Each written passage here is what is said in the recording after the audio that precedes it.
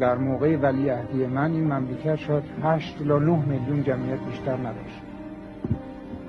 امروز 35 میلیون جمعیت، 20 سال دیگه 60 الی 65 میلیون جمعیت خواهد داشت.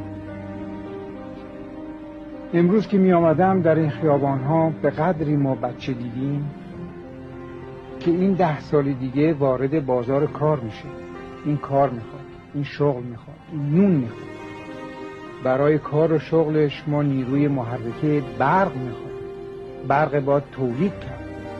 درست موقعی که جمعیت مملکت ما به تقریبا حد اکثرش میرسه 65 میلیون، درست موقعی است که نفت ما تمام میشه.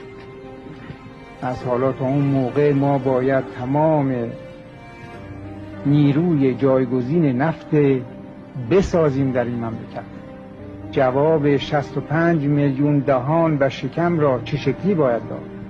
با ایجاد شغل، با ایجاد کار و ایجاد برق.